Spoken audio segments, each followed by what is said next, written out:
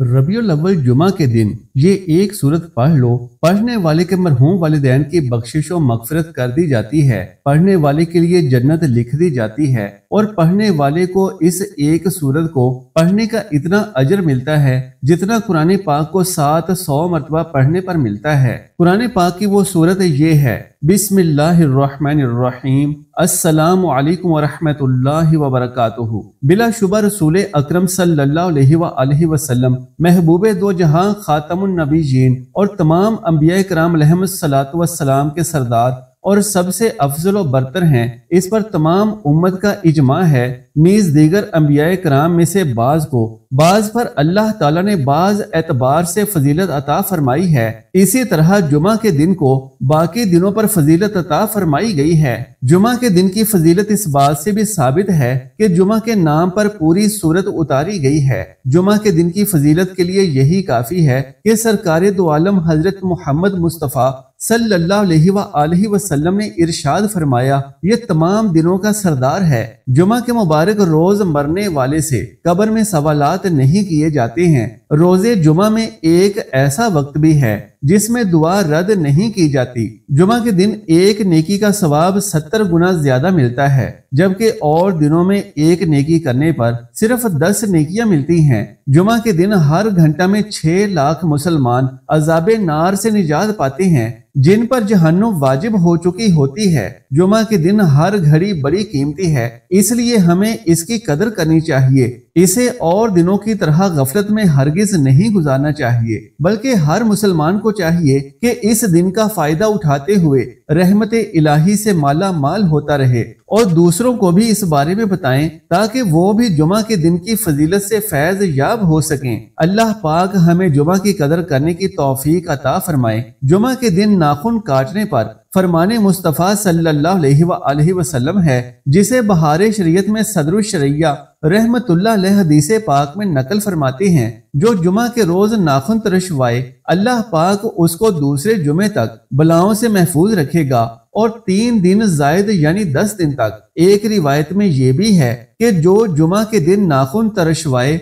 तो रहमत आएगी, गुनाह जाएंगे। बाहवाला बहारे शरीयत, लिहाजा हर मुसलमान को चाहिए कि हर जुमा को अपने नाखून तराशने की आदत डाले और सवाब का हकदार बने। लेकिन जिनके नाखून बड़े हो गए हों और 40 दिन होने वाले हों तो उसे जुमा से कबल ही तराश ले, जुमा आने का इंतजार ना करे। जैसा कि सदरुल शरिया रहमतुल्लाह अलैह फरमाते हैं, जुमा के दिन नाखून तरशवाना मुस्तहिब है। हाँ, अगर ज्यादा बढ़ गए हों तो जुमा का इंतजार ना करे कि नाखून बड़ा होना अच्छा नहीं, क्योंकि नाखूनों का बड़ा होना तंगी रिस्क का सबब है। बाहवाला बहारे शरीयत, अमामा बांधने पर फरिश्ते दरूद भेजते हैं। हदीसे पाक में है, बेशक अल्लाह पाक और उसके फरिश्ते जुमा के दिन अमामा बांधने वालों पर दरूद भेजते हैं। बाहवाला मजमअतुज़ ज़वाइद, अल्लाह पाक के प्यारे रसूल मकबूल सैयदा आमना रजी अल्लाह तआला अन्हा के गुलशन के महकते फूल सल्लल्लाहु अलैहि वसल्लम ने इरशाद फरमाया, बिलाशुबा तुम्हारे लिए हर जुमा के दिन में एक हज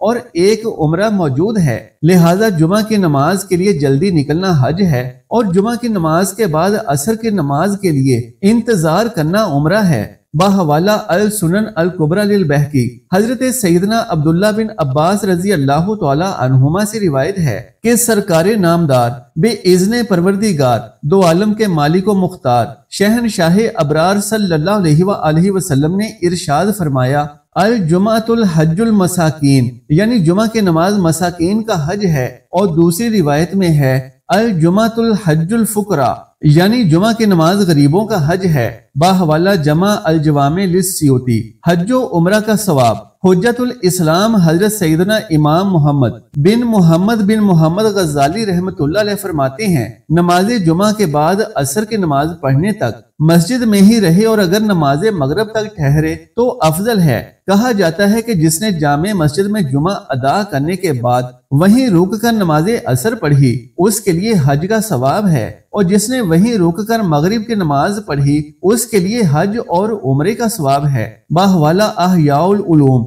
نبی کریم صلی اللہ علیہ وآلہ وسلم کا فرمان رحمت نشان ہے، جمعہ میں ایک ایسی گھڑی ہے کہ اگر کوئی مسلمان اسے پا کر اس وقت اللہ پاک سے کچھ مانگے تو اللہ پاک اس کو ضرور دے گا، اور وہ گھڑی مختصر ہے۔ بحوالہ صحیح مسلم۔ ناظرین کرام، جمعہ کے دن کی عبادات میں تلاوت قرآن پاک کو بھی بے حد اہمیت و فضیلت حاصل ہے، چنانچہ نبی رحمت صلی اللہ علیہ وآلہ وسلم کا فرمان عظمت نشان ہے کہ بے شک ہر چیز کا ایک دل ہوتا ہے، اور قرآن کا دل سورہ یاسین ہے، اور جو شخص سورہ یاسین کی تلاوت کرتا ہے اس کے لیے قرآن کو 10 بار پڑھنے کا ثواب لکھا جاتا ہے۔ بحوالہ ترمذی۔ لہذا جو شخص جمعہ کے دن ایک بار سورہ یاسین کی تلاوت کرتا ہے تو 70 گنا کے حساب سے اسے 700 قرآن پاک پڑھنے کا ثواب عطا فرمایا جاتا ہے۔ بصورت مسئولہ قبرستان میں قبر کے ساتھ سورہ یاسین پڑھ کر دعا مانگنا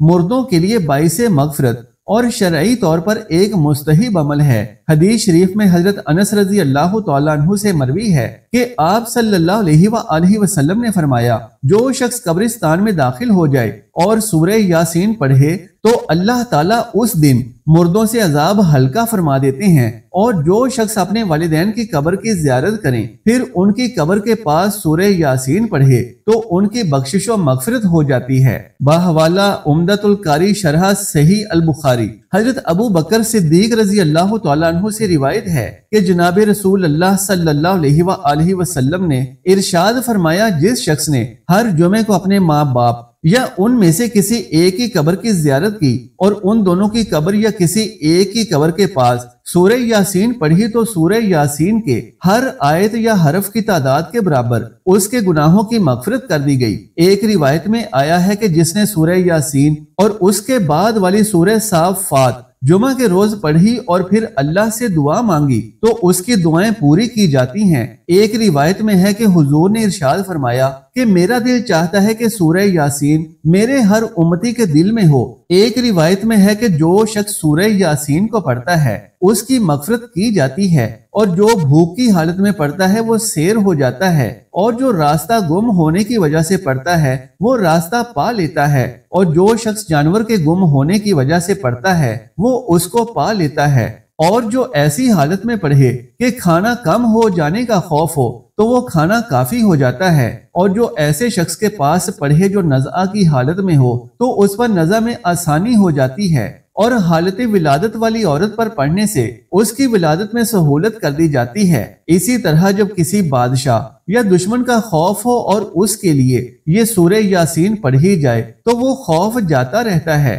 محترم ناظرین، سورہ یاسین کی تلاوت کی بہت زیادہ فضیلت بیان کی جاتی ہے، لہٰذا اس سورہ مبارکہ کو عام ایام میں بھی پڑھنا نہایت ہی فضیلت و اہمیت کا حامل ہے، جبکہ جمعہ کے دن اس کی تلاوت کی فضیلت و اہمیت 70 گنا زیادہ ہو جاتی ہے۔ لہٰذا سورہ یاسین کو لازمی اپنی زندگی میں شامل کریں، اور خاص طور پر جمعہ کے دن اس سورت کی تلاوت کا ضرور اہتمام کیا جائے، اور اگر کسی کے والدین میں سے کوئی ایک یا دونوں وفات پا چکے ہیں تو جمعہ کے دن جمعہ کی نماز کے بعد ان کی قبر کی زیارت کرے اور وہاں کھڑے کھڑے سورہ یاسین کی تلاوت کرے تو والدین کی بخشش و مغفرت کا سبب ہے۔ اللہ تبارک و تعالیٰ سے دعا ہے کہ نیکی کی بات کو سننے سمجھنے اور اس پر عمل کرنے کی طاقت و توفیق مرحمت فرمائے، میرا سنانا اور آپ کا سننا اپنی بارگاہ میں قبول و منظور فرمائے، آمین یا رب العالمین۔ محترم ناظرین، آخر میں درخواست ہے کہ میری آج کی اس معلوماتی ویڈیو کو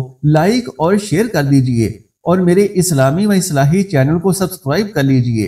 جزاک اللہ خیرن کثیرا۔ اللہ ہم سب کا حامی و ناصر ہو۔